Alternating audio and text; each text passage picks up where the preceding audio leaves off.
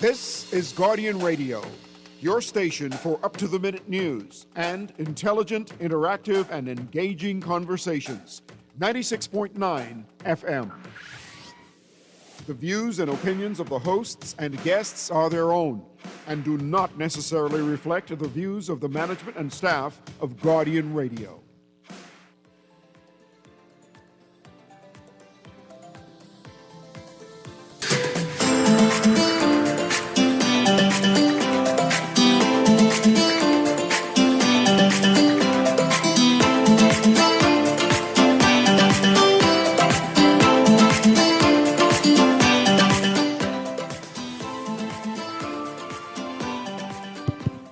Good morning and welcome to Guardian Radio AM. Today is Thursday, September 4th. It's a little after 11 o'clock in the morning. Once again, this is Cecil A. Newry, and I shall be your host for today. Aaron Green is joining me, right? I'm going to get right into it. I have a report by Amaya Morse, Bahamas Tonight. I want Kermit to get that queued up because that's a good conversation I want to talk about today. She's the reporter who did this. I also want to talk about some Junkanoo. They had the meeting yesterday. They had the big meeting yesterday where the minister met with the JCNP. We don't know what they concluded, but the rumors is circulating. I want to talk about some rumors, but that's why I want to start now. I want to push through all of these things so we can have some conversations. So if you're listening, this is the time now you get your phone ready and queue up so you can call in and so you can partake inside this conversation. So these are the two first conversations. There's a report by Maya Morse from Bahamas Tonight. She's talking about housing, the new housing law bill that's going to be passed, the government's going to be dealing with. The minister is actually speaking. And I want you to hear what the minister has proposed because it's going to be impact a number of people in inner cities, people who have houses, people who are, when you got inheritance, but you never got your title, but you have duty of care to make sure that the housing that you did get have running water, electricity, the basic amenities, right? Because the law is coming into effect. But I want you to hear it. I want you to hear it. Let me have Kermit, tell me when you cue that up. Just wave. Let's go. Let's play that. Renting an apartment in the Bahamas can be a harrowing feat. Astronomical prices and the requirement to pay triple the rent just to move in. Rent for a one-bedroom apartment in Sea Breeze is $1,600 per month. On Bacardi Road, $1,800. A two-bedroom house on Carmichael Road can run you into $2,600. And some landlords say no children or pets. These restrictions can feel impossible to attain as they limit the choice of renters and place a significant strain on household budgets.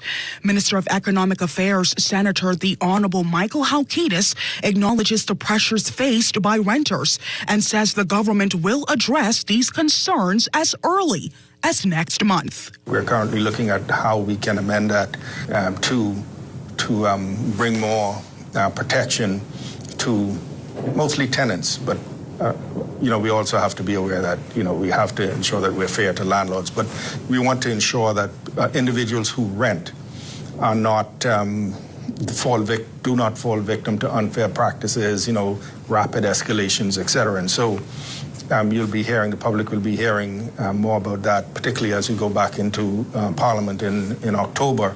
Minister Halkitis also addressed measures to give tenants a stronger voice, highlighting plans to open doors for rent-related complaints through the Consumer Protection Commission. We are engaging more individuals to accept rent complaints. We have a small staff that deals with receiving rent complaints at our Consumer Protection Commission, which is on Tonic-Williams-Darling Highway. We're beefing up that staff so in Bahamians and renters can feel more confident coming forward with their complaints. With household rents continuing to climb and families forced to make difficult choices, Minister Halkitis emphasized that the government will bring the necessary support, won't be ignored. Okay, I wanted to play that so we can appreciate what is happening. This is about renters and the rentee.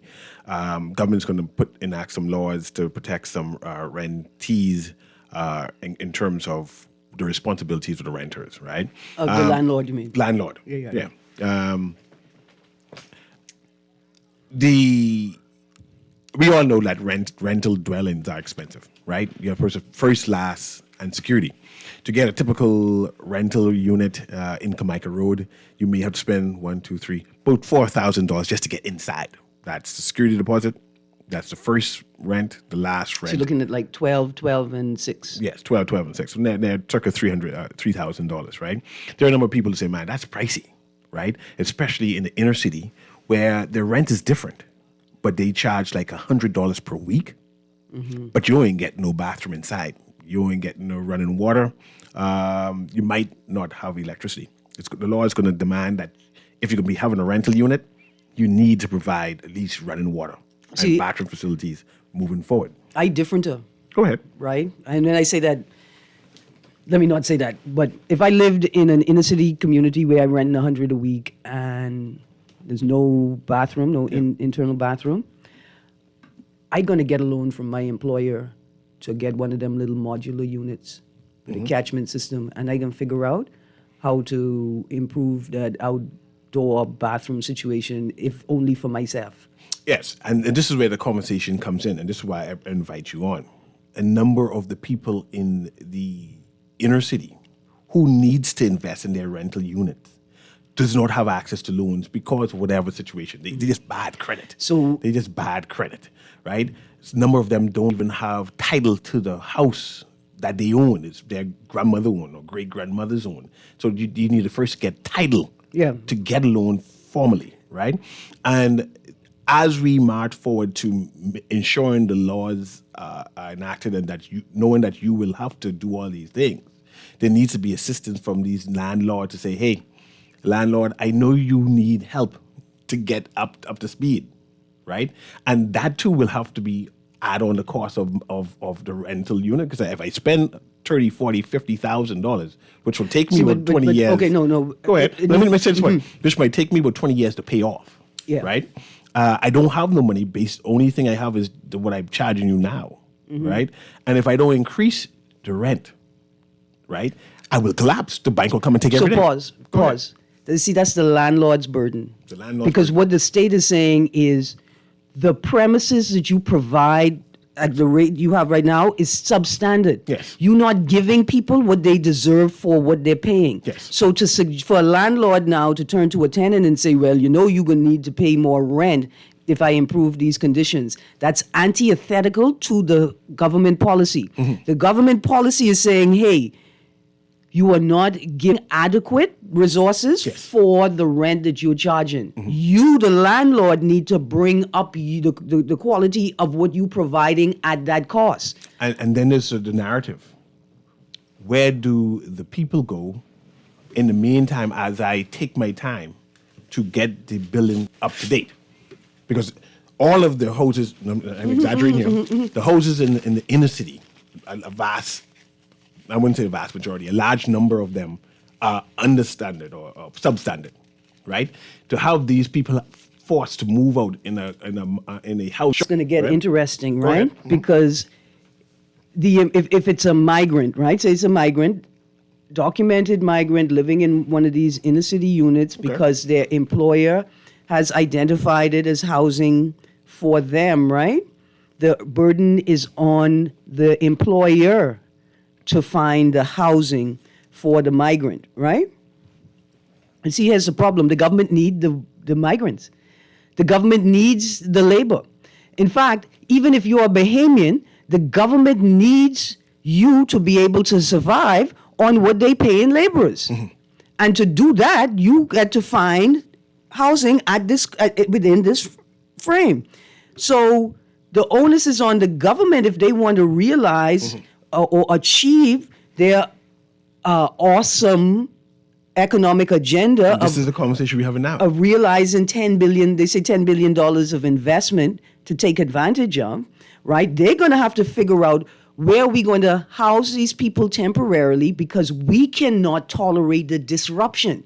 See, our national economic agenda cannot tolerate a disruption in the removal of the labor because either they're Bahamians and they can't work because they have to find some place to live, or they can't work at this cost, at this pay wage because they can't find adequate housing. They have to deal with that. Yeah. And I'm glad to go to the callers. So callers, be ready to come and join the conversation. This new law in terms of, or this proposed law in terms of having rent that is affordable does not impact the cost of living or the market price. Let's use a word I can use. In Carmichael Road. Carmichael Road, the 1,500 plus the 1,500 plus the 700 is going to be set because of supply and demand. So I'm not sure if government can dictate to those people who have a modern facility, right, with all these amenities, the air conditioning. I mean, are they prepared to do it? Are they prepared to do what's required to restore balance, right, once they put in place that policy? I mean, this is, for me, it's a given, right? And even, I want to say Bahamians, first of all, why foreigners are allowed to own land in such a small space is beyond me. Yeah. We need to bring back the most important elements of the Immovable Properties Act. We need to bring that back. Foreigners should not be able to own land in the Bahamas. They should be able to lease it, but maybe with extended leases, but never own, right? The cost of land and the cost of living is on its head because of another government agenda that they're focused on realizing, right? The high-end second home industry and the tourism industry, right? A government that is actively encouraging Bahamians to open their homes for foreign heads and beds in the face of a housing crisis can only do that and succeed if they have a well-regulated housing and land market. Yes, and that's where we're going to. Let's get these callers to join in so we can continue the conversation. Go ahead, caller. Guardian Radio AM. Hey, gracious, you see, how you doing? Doing well, man. Well, I love this topic, right? Because the reason why I love this topic so much is because I brought up this issue about 8 years ago about the apartments and looking for apartments and you're not getting the bang for your buck. And also the reason is the reason for why apartments now prices are so high. The reason for that is because apartments are very difficult to find now because everyone now is doing Airbnb. So it's extremely difficult now to find a rental apartment because Airbnb. So people, because is right now is on demand. If you look at the papers now, you can't even find an apartment ever doing Airbnb. So now people actually have a one-bedroom apartment, probably $1,500 if you're lucky. Yes. And second thing, right? When I looked for an apartment when I moved from home about 10 years ago, right? Looking for an apartment was so ridiculously, I'm talking about nerve-wracking because you'd go look at an apartment, right? You'd find roach hanging around the apartment. You'd find a bullet hole in the door hanging down, the tires all break up, the top dirty, they want $950. And they dead serious with it. It is ridiculous. But like I say, this is a new issue, but I'm glad the government is actually now approaching this situation right and dealing with it. Because I want you now go in the newspaper, right? And look through the paper. Anyone can do it if you don't believe me. Look through the newspaper, right, and find any apartment. Just point your finger, right, and go there today, and I bet you getting garbage. You get something for $950. You wouldn't even put your dog inside. Thank you very much, caller. Aaron, let me ask you this question. What if the landlord said, we don't want any children? Can our legal system say, man, no, you can't tell the tenant that they can't bring their children? And I said, but this is my apartment. I don't want any children, nor do I want any dog in my house. People are saying, man, what about our rights? Okay, so children, although some people consider their pets as their children, we put that aside. That's when we're talking about children and animals, I think, are in slightly different categories, right? I can understand a landlord saying, listen, this is a condo. There's no yard space. We don't accept pets, right? We don't accept dogs, cats, birds, anything. We don't accept them. There's no yard. There's no nothing. It's a condo. You got slim walls, your neighbors, noise, complaints. We don't accept that. That's fine. It's a little more difficult with children, right? Because children need some place to stay. Nah, but I don't want no children in my house. This is my apartment. Go find someplace else. I say that I don't think, okay, imagine it is a gated community and it is themed. So it's senior citizens. In the States, they have some of those, right? 55 and older, 65 and older. I could imagine them saying, look, no children reside here. They can visit their grandparents. I could see maybe a temporary waiver that it's an emergency. My kids or my in-laws are out of town, or they had an emergency and we need to keep the children, right? I could see that. But I would compromise and say maybe you allow landlords who want to have a no-child policy, that they get to charge a higher security deposit, maybe, because we assume that the issue is either the propensity or the tendency for kids to be rough on things, and because kids are kids and they bang about and damage stuff. I would even compromise, a different type of compromise, and say, look, up to a certain point, if you have kids, up to a certain point, these types of repairs are yours. As a landlord, this is a general wear and tear for kids, and you're going to be responsible for those types of repairs. And I delineate everything. I want to ask you next, but let's go to the caller first. Sorry for that caller. And I can get you another question. Go ahead, caller. Guardian Radio AM. Guardian Radio AM. Go ahead, caller. Go ahead, caller. Guardian Radio AM. Both of the callers going? Okay, did you call back? Go ahead, caller. Guardian Radio AM. Hey. You live. Go ahead. Morning. Hi, CA. How you doing, man? I love you, man. Okay, just to start off on a good foot. Yes, good. Anyway, have you all drove around over the hill recently? Yeah, man. Yeah. Yeah. What do you see? What do you mean what I see? What I'm looking for? What do you see? No, what do you see? I see a lot of generational property. No, something else. You're having a gentrification process happening over the hill.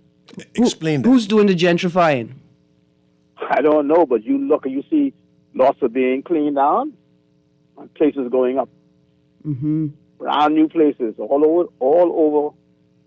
over the hill. Okay. Now, I don't know if the government is aware that they may not have the support structure in place for what they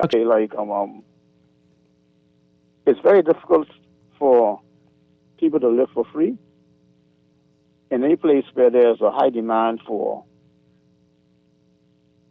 property in terms of rental. Mm-hmm. Okay? Mm-hmm. And that's going to be, that's probably going to be the real battle, in terms of what like Mr. Newry said, who going to tell me who I can rent a place to. Okay? Mm-hmm. But I don't know if you all saw that earlier. You did a survey on how much it costs for a middle class Yes. Yeah. class family, Uh-huh. right? It's what was 10 to 12,000 a month, right? Mm-hmm. I mean, something high, yeah. Yeah, but are you aware that survey was only aimed at persons who are paying rent and not mortgages? Majority Bahamians pay rent. Yes. Yeah. No. But that survey was aimed at persons who was paying rent. Yeah, I understand. I thought Now- the survey was aimed at people who thought they were middle class but really needed a wake-up call to realize that they poor just like the rest of us. That's one of the questions. No, but soon. what came across to me, was that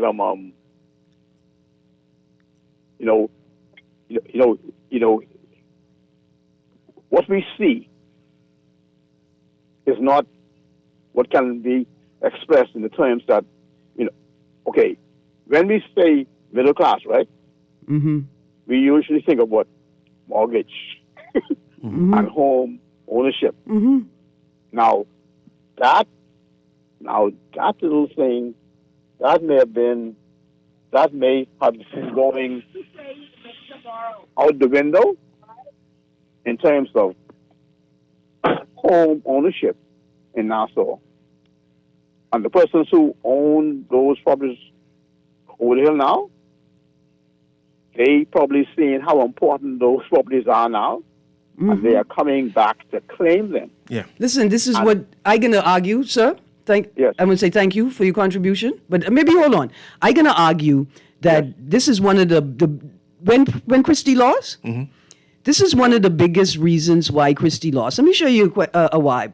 The gentrification of Over the Hill has been on the table for at least 30 years, easily. Yes. 30 years easily. Nobody was paying attention. We know that, right? Yes. Yes. Perry Christie was in a tight position because while people are saying, oh, Perry got outside toilet in his constituency and y'all want to be prime minister, Perry's in between a rock and a hard place. Perry didn't own the land.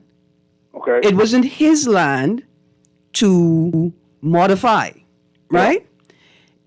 If Perry created a law that said no more outside toilet, all property owners with homes on it with structure, cesspit. they need cesspit. They need a system, right? Lost his actions. The people would have lost its funding. The F&M would have lost its funding, right? Yeah. That was and he lost because he wasn't. I mean, to be honest with you, he lost because he wasn't prepared to tackle it and say it out loud, right? And explain what the matter is, and then pave the way forward. That's really why he lost. But for at least 30 years, people been eyeing Over the Hill for gentrification. And the whole thing, there'll be no development. In fact, I told people, you will not begin to see development Over the Hill until the U.S. Embassy finish with that building, right? And the dust settles. Figuratively. Taken off. Oh, yeah. And it's taken off without the government's help. I appreciate it, caller. Continue to listen, and so I want you might have to call back again and to add more things to this. But I appreciate what you said. Let's talk about Carmichael Road. That's the new City 2000. Okay, so I just want to say this. You know, I like to blame the Ministry of Tourism for everything. Yeah. Because it's them, they at fault. But we can blame Audlin Bodie for this one. Remember when Audlin Bodie say, welcome to Carmichael City 2000? Remember that was the talks? Yeah. From then, the people should have known, invest now, grab land now. Right now. Because in 30, 40 years. We're now, what the BTC CEO said, the future's not a present. Or You're trying to drag the past into the present. Yes. Okay. We're now in the present. The future now is the present, right? Where you should have invested in Carmichael Road. Now, Carmichael Road is expensive. They start at $1,200 for a rental unit, right? People on the inner city who are trying to find housing are saying that Carmichael Road is too expensive. That area, that Southwest Corridor, is too expensive. Would you endorse the government if they tell the Carmichael Road landlords, you got to lower your rent? You lower your rent from $1,200, $1,500 to $700 to make it affordable to Bahamians. Okay, $1,200 to $700, $1,500 to $700. $900 pricey. That's a big jump. That's a big Would you jump. endorse? Okay, and we could play with the numbers. Okay, I don't know if I would endorse the government in it, but what do you say the government should do? Okay, the first thing the government should do is acknowledge that they complicit in this, that they caused this to happen, because here's why. Exuberance, right? You created language to capture the minds of your people, but you lied to them. See, you use the fancy language like you can't see you's middle class now. You got this job and you could get this loan and you could buy these things and you middle class. They lied to you. You were not middle class. They just wanted to make you feel good so you could vote for them, right? And here you are now being faced with this middle class life that you obviously cannot afford because you ain't middle class. Because if you're paying $700 a month on rent, you can't be middle class. Let's go to the caller here. No, that's working class rent. Go ahead, caller. Guardian Radio AM. Hey, Newry. Hey, man. How you doing? How y'all doing? Good. Go ahead, JJ. Well, I must be the only fool in town because I have a nice apartment. As a matter of fact, my tenant apartment, just GNN. My tenant apartment bigger than mine, right, on my house. You and Leela Green are two big fools here. I did, serious, because she have a full kitchen. She have a master bedroom. She have a front room, living room. I ain't got that on my side. And my rent with light, water, hot water, air conditioning is $650. So, boy, I don't know. I must need to up my rent. No, God bless you. Some people would say you're charging too much. The lady had 2 kids, and I took a little pity on her, so I gave her a cheaper rent because I don't own no bank for it for my place. But I hear you and Newry haggling out the fact that you can tell or someone can guide someone as to rent. No. When it comes to renting, that's strictly a contractual agreement. If you don't want out your rent, that could be in your contract. Man, we get rent control all over the world. Let's not talk about it. Hold on. Let's not talk about it as if it's impossible or as if it's repugnant, because that's not true.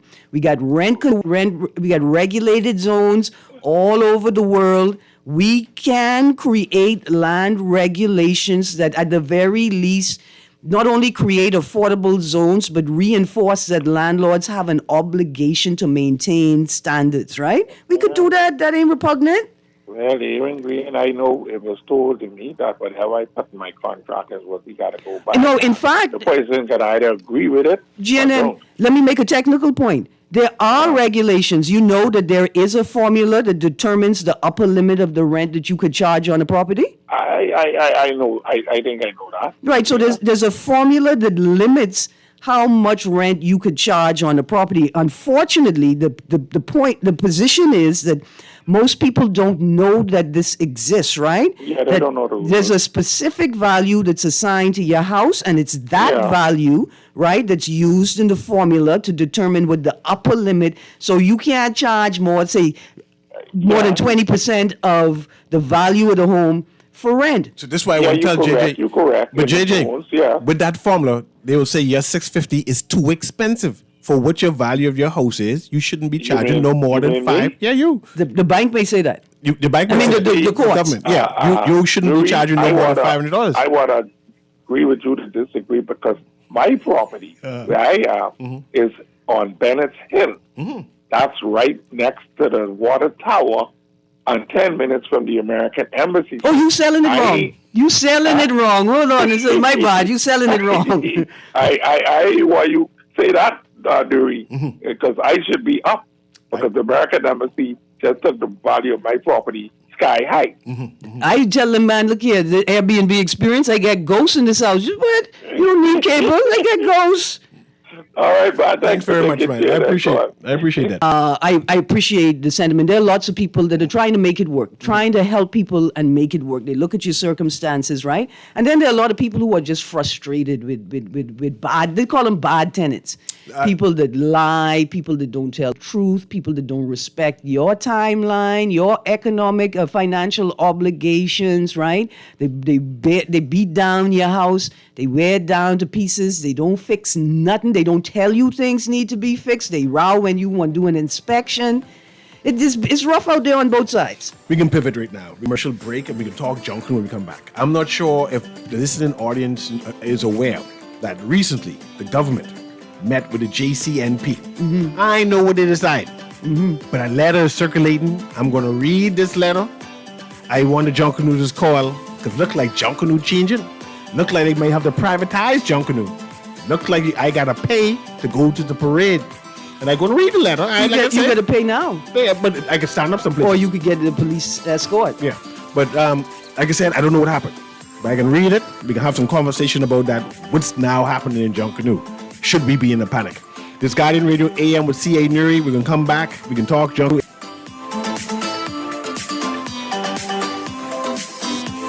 Boy, why you look so mashed up like clothes at the washer? No, boy, just a hard day, boy. Hard day? What happened? The breakfast lady ran out of tuna and gritty. We need to start joking about everything, you know. This serious, boy. This real serious, boy. Boy, what's serious? Tell me. All right, well, today, boss gave us, boy, one big contract. And nobody else get a chance and nobody say nothing. Boy, you know that ain't right. You know government contracts ain't supposed to go that way. Yeah, but nobody's saying nothing. Boss man just tell people to sign the papers. Then he send me to meet his boy downtown and collect this envelope. You need to tell somebody. You need to become a whistleblower. You know I's a real man, but I never blow no whistle. I be drunk all my life in Junkanoo. No way. A whistleblower is someone who tells people what they see when they see something wrong happening at work. But I ain't no whistleblower, and I ain't no snitch. I still white there, you know. But ain't nobody can know it's you. All you gotta do is call Crime Stoppers, or you could text them from inside the Crack Crime Bahamas app. They don't ask about you. And your call goes straight through to Miami, so nobody know you is. And if you text, your message get mixed up like Kong Salad. Call 328-8477 from Nassau, or 242-300-8477 from the Family Islands. Just sign in and have a seat, please. They'll call you in for your x-ray shortly. That's why they call it a waiting room. You won't have that problem at 4th Terrace Diagnostics. We never schedule multiple appointments, so you'll be in and out in no time. And if your initial screening reveals a concern, our radiologist can conduct an alternative screening right then and there. Call 328-8157 to schedule an appointment at 4th Terrace Diagnostic Center or Imaging at Grosvenor today. You try to rest, but roll with the best. For all your printing needs, there ain't no one better, no. For posters and banners, magazines and flyers, for window decals, greeting cards and newsletters. No job too big and there's no job too small. You name it, we can print it. Just give us a call. Let Print Masters bring your masterpiece to life. Located in the Nassau Guardian Building, telephone 302-2361. Love the show? Want to give your support? Become a sponsor today. Call 302-2300 for our rates and packages. That's 302-2300. Become a sponsor on Guardian Radio 96.9 FM. Fresh news, smart talk, all day.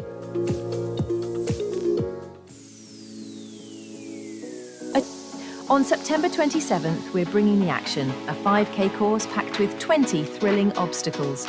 Start and finish at Fusion Superplex with energy, fun and excitement all around. First time? No problem. Try the Chickchani Light version, built just for beginners. Got kids? Ages 3 to 7 can take on their very own Chickchani Kids Challenge. And this year, we're turning 10. So grab your team, mark your calendar, and come celebrate with us. Visit chickchanichallenge.com to sign up today. Thanks to our sponsors Fusion Superplex, Guardian Radio 96.9, Kalina, RBC, Advantage Insurance, Party Pilots Rentals and Events, Fincastle Media Group, Powerade, Click, and Art of Graphics.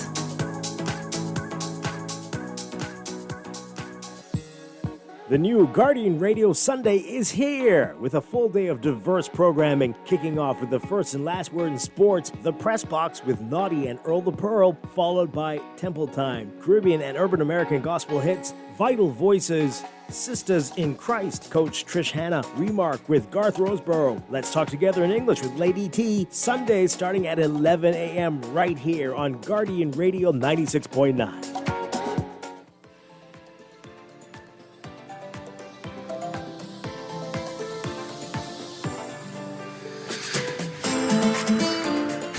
And welcome back to Guardian Radio AM. Before we go today, we're going to talk a little bit of Junkanoo, right? The government supposed to, Ministry of Youth, Sports and Culture, that's the right title, supposed to have met with the JCNP to iron out some things. They're both supposed to negotiate, save some things that they want to see and to compromise.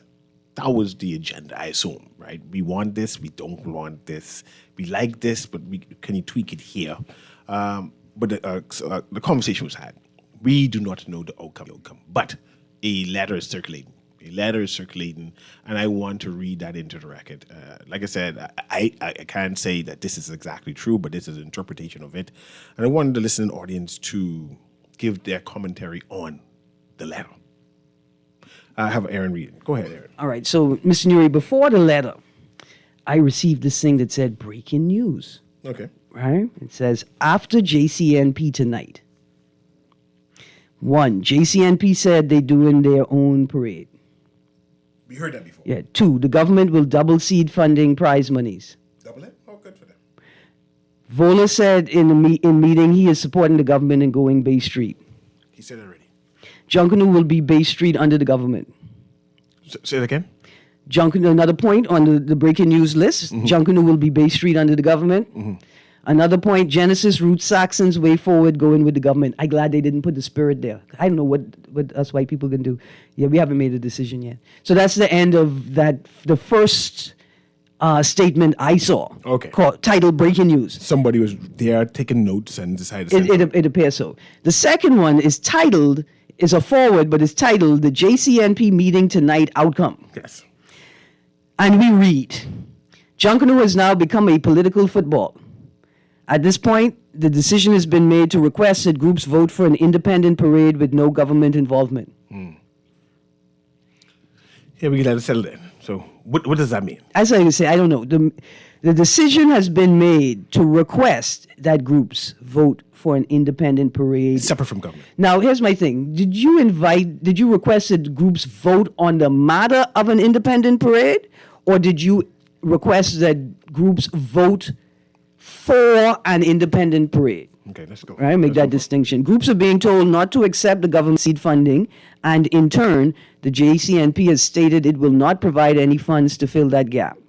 But they already accept the seed funding, so this must be future seed fundings, right? Well, or there's seed funding coming up I guess in the future. But remember, is it yesterday or day before yesterday's article, the minister indicated that any new rules or regulations wouldn't impact this current Junkanoo season. Okay. Some groups abstained from voting, but they are now being asked to sign a declaration. Those who refuse will receive their registration fees back and be removed from the JCNP. That don't sound like the JCNP, man. If you go rush in Fox Hill, it sounds like JCNP. But I was going to. Okay. This is what happens when there is a hidden agenda at play. Again, we're reading from a forward that's been circulating called the JCNP Meeting Tonight Outcome. Again, this is what happens when there is a hidden agenda at play. Good luck with your independent parade. But let's be clear. The government has always been a vital partner. If groups believe they have the resources to go it alone, then so be it. Also, remember, Alive, your main sponsor, has government ties as well. If this move is about making the government look bad or staging a boycott, then the government has every right to ensure that you pay for everything yourself. Taxpayers' money should be prioritized for more pressing national concerns. Some groups have already expressed willingness to continue participating in government-run parades, even on the Family Islands if necessary. Perhaps it is time to rethink or even remove the JCNP altogether. The government needs to have their own national parade. It's simple as that. Who wishes to be a part, let. End of statement. It's complicated. It's complicated.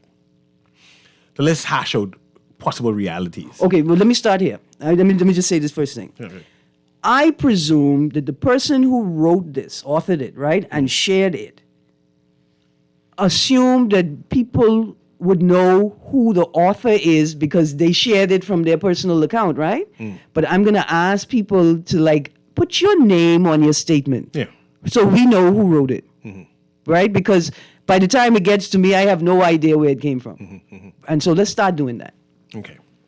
Let's presume some realities. Let's say the JCNP has decided that what the government is proposing, they cannot work with. And by extension, when I say JCNP, the volunteer groups that make the part of the JCNP, they want to do a separate Junkanoo rush, separate from government. So I'm assuming the separate from government Junkanoo is not the traditional Junkanoo on the 26th? Is something separate and apart from that? No, I get the impression, what would be the point? If you're going to do your own rush, are you not going to do it on Boxing Day? Well, are you not going to do it on New Year's Day? Okay, then let's say that. You're going to have it juxtaposed or parallel to the government's Junkanoo. It won't be on Bay Street. It'll be someplace else. Will it have government resources like the police? Or will it police? Will it have resources like the lighting? Or will they be renting lighting from somewhere? Right? I'm not sure what is it that they're proposing when you say a separate parade from the government when the government pay for these things. I'm with you. And how much is my ticket? How much is my regular ticket gonna cost to subsidize all the big shots you're going to want to come to your event, like at the regular event in Rawson Square, and you got all the big shots come out? How much money I going to have to pay to subsidize that? Government is the one who pays for the bleachers. Is the new entity going to be paying for the bleachers, or there won't be any bleachers access at all? Right? And will there be a competition of who event people should attend if both events are happening at the same time, on the same day, right? This is problematic. Like, what is the intent, if this is true? But more problematic than that is, has anybody done an actual, not needs assessment, but resource assessment? Like, do y'all really think you have the capacity to run a separate parade in a new venue that may not have a road on it? Like, I just think, have y'all really thought about what it takes to host? I know you haven't, right? Because you all still calling what y'all do every year success of it. Y'all still celebrating like y'all did the best job ever. And your operation of the management of the parade is so dysfunctional. You got people rushing until 12 p.m., 12 noon the next day in the daytime. You have bastardized the Junkanoo experience just so you could keep claiming that you're doing a good job. Let's get to the phone calls so they can get some opinions. Kermit, make it available for me, please. Guardian Radio AM. Go ahead. Hey, Newry. Hey. Yeah, GNN guys a big Junkanoo man. You and Aaron know that, right? Yes. You both of you are asking the right questions. What they can't do it. I can tell you that from being a 50-year Junkanoo. A private company can't pull that off. See, what they must realize, they are like NAD. The management of the JCNP is managing something that is public. It's like our airport. NAD can manage that, but they can never own it because it belongs to the Bahamian people. And I think that's where the management team of the JCNP is confusing themselves. They could never own Junkanoo. The only thing they must manage that because to tell the government, I don't want you in Junkanoo, is to tell the Bahamian people, I ain't want you in Junkanoo. And that is what happened at Carnival last year. Because they told the government the same thing, the government pulled back. And you see, that's the worst scrappiest looking carnival ever. The government has always been a part of Junkanoo, a partner in Junkanoo, because like you say, the logistics, you need the streets, you need the policemen, you need the lighting, you need that. And the JCMP as a body, a unit, private unit, can't afford that. You know what it is to develop a street in the back of it. They want to go, like you say, Miss Green, smooth enough street to roll those cars alone. The barricade, that ain't what the police on. That's not the seating, the proper seating. That's not the lighting. That's not the fire. Now, GNN, hold on. It's only one way. There's only one way it could work. Right? Go ahead. The PLP need to nominate Robert Karen, that's his name, and they need to figure out if they could use some roads in Lyford Key and Albany. That's the only way. That's the only way it could work. That's the only way it could work. And then it is morphed into something else because, from what I understand from the Junkanoo leaders last night, some of them, this is the second time that they were called to a meeting by the management team. Notice they calling them the management team. Mm-hmm. And when they got there, then the management team spring this thing on them. Oh, we want to take a vote. Because last night was no different. But they got a surprise. They liked last night because the groups themselves say, hold on, but we abstain right now. We got to go speak to our members. You understand? Mm-hmm. They need to stop that. And then running behind the group, but they make that decision. That wasn't the case last night. Johnson? I don't know whose idea it was.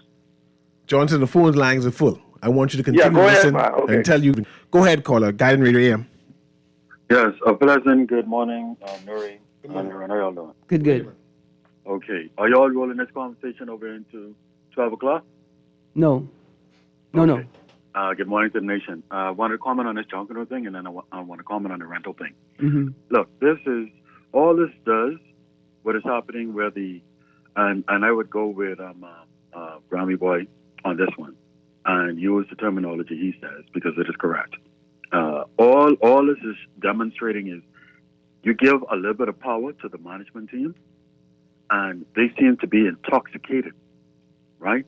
With the worst types of alcohol ever created. That's the political culture, Anton. I couldn't help it because I could see where you're going. You know the PLP complicit in this culture, right? What culture is that you're talking about? Oh, God. Continue, Anton. Go ahead, man. Okay, thank you.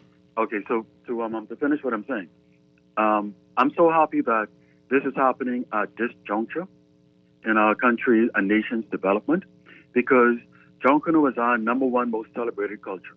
and it belongs to no private entity. And it could never, ever successfully belong to a private entity.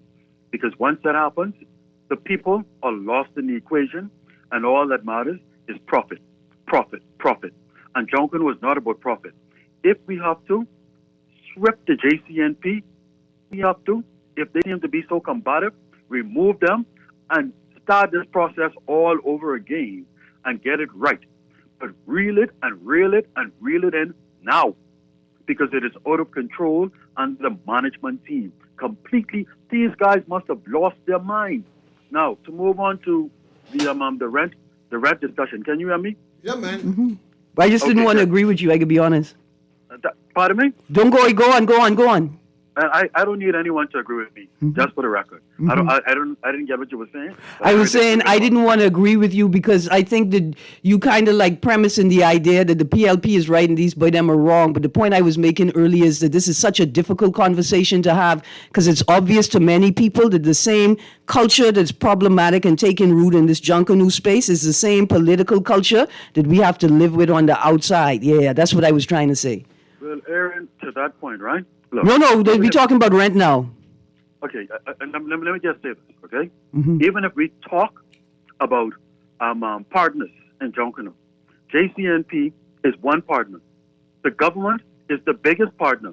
I believe, though, as it relates to making the number one cultural experience work, the Bahamian people are actually the biggest partner, right? The government is the gatekeeper, okay? And so JCNP is outnumbered no matter how you look at this equation, okay? Moving on to the rental discussion. And you would have highlighted something that is true because when you get an appraisal done on your property, right, there's a sales approach that is represented in that appraisal, right? However, there's the actual on the ground because what you could have in your appraisal using the sales approach and the valuation of and looking at a percentage of that property as rent, a percentage as maintenance, etc. Right? All of that could be, well, all of that is being shown out based on what is happening on the ground currently. The realities of what is happening over the country is outweighing the theoretical approach that goes into producing an appraisal report, which encompasses the sales approach and the actual valuation approach. So basically, nobody's enforcing the law. Because this sounds like, I said, it sounds like you saying nobody's enforcing the law. It sounds like the same conversation we had with the town, with the chair of town hall planning, when he said, yeah, you know what, there's always been a regulation. Because there's always been a regulation that you can't have a liquor store within 700 feet of schools and churches. And then the town planning boy said, yeah, but because of a lack of public awareness, this thing exists, right? It's just like all we have to do is make people enforce the law, right? Well, I for that. I believe in enforcement of the laws because we are a country of laws. But what I'm saying, all I'm simply saying, Aaron, is there's the book approach and there's the reality approach based on what's happening on the ground. Okay, so there's the law, and then there's the people who don't feel like they have to follow or enforce the law. No, man, that's a good thing you just said. I appreciate it. I just didn't understand it at first. There is the book approach, like it's what the law says, and there's the reality. It's what the lawmakers feel they want to do and could not do and could get away with, right? That's all it is. That's why I referenced the statements from the town planning chair in reference to the zoning conversation where he said, yeah, the laws, these things have always existed. It's a lack of public awareness. That's the reason why we haven't followed the law, essentially, right? Why would you say that out loud? There's the book approach and there's the reality. You here caping, you here campaigning for a government who have the opportunity to enforce laws. Let's just enforce laws. Let's see if we can squeeze this guest in here. Go ahead, Kermit. Let's patch this person through. Guiding Radio AM, go ahead. Call again once. No. I got a text here. Okay, go ahead. It says, why is no one talking about the condition of the hospital? This place is filthy, leaking, and in complete disrepair. I wish I could take photos. It's unfortunate that I have to come here every month, to pick up meds for someone. Yeah, we always talking about the hospital. The hospital has some issues. Man, so imagine the families who feel that it's still safer to leave their elderly family members in the hospital than to bring them home. Yeah, we need to have a discussion about that so government can realize what is happening. Let's go to the next caller. Go ahead, caller. Guardian Radio AM. Go ahead, caller. Yeah, Stephen. Go ahead. Yeah, can I finish my point, please? Go ahead, Anton. We have 2 minutes before we go. Thank you. I appreciate that. Look, Aaron, I wasn't saying nothing about what you were saying at all. Okay? Let me get that out first. Secondly, the government can enforce the laws, yes, around or prepared to pay the price that people are charging beyond their property value in Beantown, in Carmichael Road, in Lightfoot Key, in Albany, Eastern Road, Port and Providence, wherever it is. That is what the market will dictate. Producer, play the gospel music. This way when we change my life from Christ. You are actively saying that, look, there are the laws, and if people don't want to follow the law, they don't have to follow the law? And that be God, Aaron. Listen, it's irresponsible of me to allow you to promote such foolishness. There's the law, and then there's what people want to do. And if people want to do what they want to do, we should just be satisfied with that. See, because that's what the rapey people saying. That's what the rapists saying. They saying, yeah, we know the age of consent is 16. We don't care. Right? That's what they had been saying. And now we no longer have an offense. Well, I'm not sure. It's called statutory rape, where it don't matter if you knew or not. If the person is under the age of consent, you guilty. And now we talking about unlawful sexual intercourse, and everybody know a 7-year-old could consent even though the courts won't recognize it as legal consent. And you got the boy them saying, oh, it ain't the, what they say, it ain't the size of the pitch is on the field. And we say they don't rate them by the, they don't count them by the age, they rate them by the pound. You know why? Because there's the law, and then there's the people who don't care about the law, and so we just let whatever happen. It's definitely a need for us to continue this conversation. More conversation needs to be had moving forward about Junkanoo, about housing, about rental units. About crime, because about these people crime, actively perpetuating crime. About good governance, right? We'll continue this conversation. This has been Guardian Radio AM with C.A. Newry. Thank you very much, Aaron Green. We will continue this. Boy. In the midst of this land discussion. Ackland's going to have some issues. I tell these people, from you hear them talking land reform, go see your lawyer about your land. I have Daxton land. You think the Daxton let me get some land? Or the Collies? I relate it. I'm a Collie this. Anyway. Isaac Mitchell. I hear they Mitchell. No Mitchell land in Ackland. Oh, sorry. No, I was talking about... I don't know what you're talking about. Just don't come Acklands with no Mitchell. This has been Guardian Radio AM. Have a wonderful day. Is Guardian Radio 96.9 FM, streaming on GuardianTalkRadio.com and the Guardian Radio app, Nassau, Bahamas.